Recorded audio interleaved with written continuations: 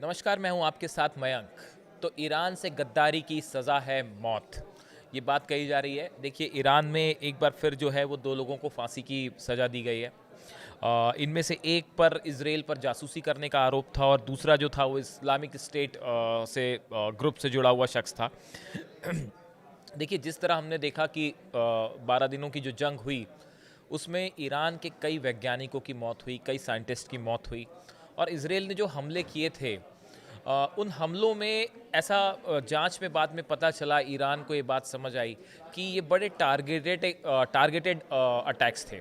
और इसमें पहले से मोसाद को कई चीज़ों के बारे में जानकारी थी, जिसके बाद बड़े स्तर पर ये जांच शुरू हुई कि ईरान में कितने जासूस हैं मोसाद के, या कितने लोग हैं जो ईरान से गद्दारी कर रहे हैं।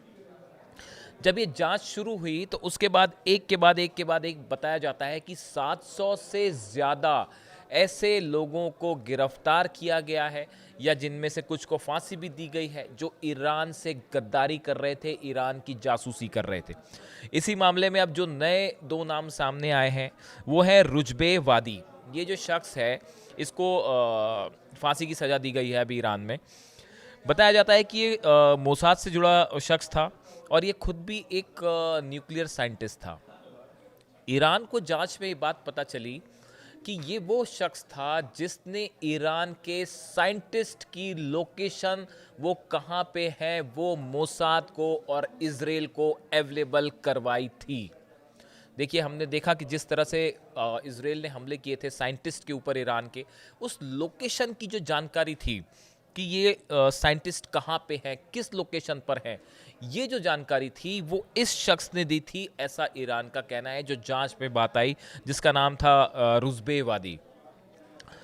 ये खुद भी एक चूंकि साइंटिस्ट था, इसलिए इस शख्स का ऐसे इंस्टॉलेशंस पे, ऐसे ठिकानों पर आना जाना था जो बेहद सेंसिटिव होते हैं, जहाँ पे जो है खुफिया जानकारियाँ होती है, या इसको इस बात का पता था कि कब साइंटिस्ट की मीटिंग होने वाली है, कहाँ पे साइंटिस्ट जमा होने वाले हैं। इन चीज़ों की इस शख्स को जानकारी हुआ करती थी।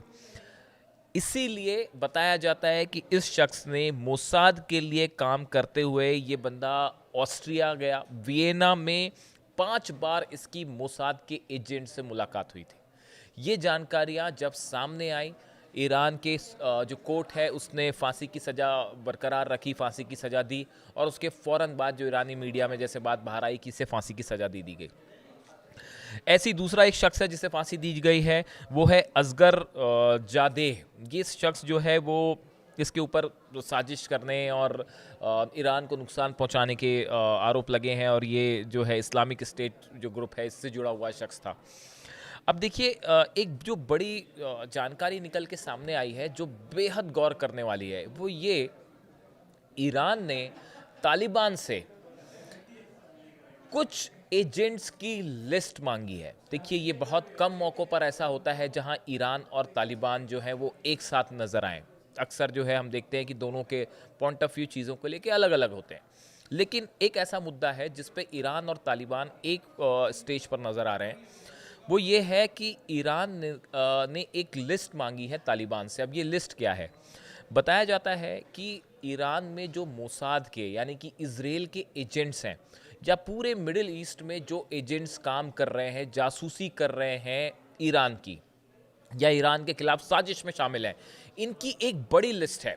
और ये लिस्ट ब्रिटेन की जो खुफिया एजेंसी है, इंटेलिजेंस एजेंसी है एमआई, मिलिट्री इंटेलिजेंस, ये एमआई के पास ये लिस्ट थी, और ये गलती से लीक हो गई। ऐसी ऐसी चर्चाएं हैं सोशल मीडिया में, ये लीक हो गई और तालिबान के हाथ, कुछ तालिबान के अधिकारी थे, उनके हाथ ये लिस्ट लग गई। देखिए, तालिबान की या अफ़गानिस्तान की खुद कोई ऐसी बहुत स्ट्रॉन्ग इंटेलिजेंस हो या जासूसी एजेंसी हो, ऐसा नहीं है। लेकिन अफ़गानिस्तान एक ऐसी पोजीशन पे है, ऐसी स्ट्रेटजिक पोजीशन पे है, जहां अमेरिका का भी उस पर इंटरेस्ट है, इंग्लैंड का भी इंटरेस्ट है, रशिया के लिए भी वो बड़ा एक इम्पॉर्टेंट इलाका है।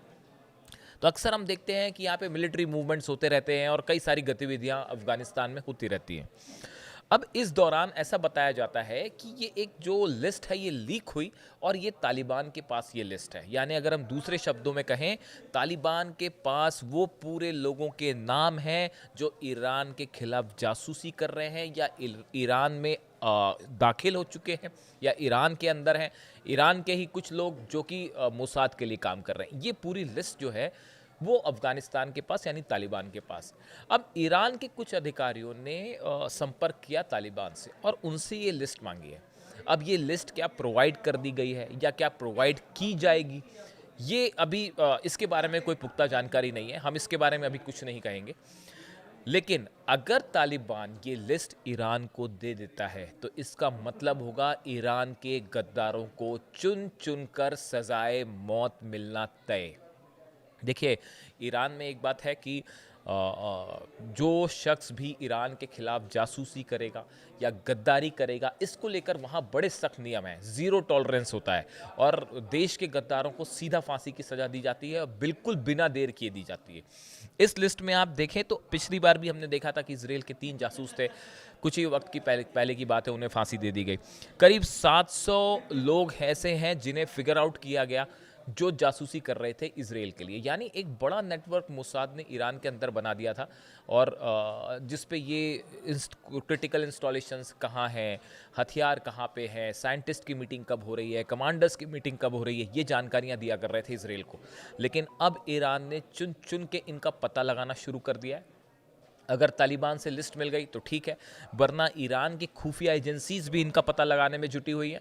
और देखिए जिस तरह से रुजबेवादी जो शख्स था जिससे फांसी की सज़ा दी गई, ऐसे जो भी शख्स, मैसेज साफ है, ईरान से गद्दारी करोगे तो सजाए मौत मिलेगी।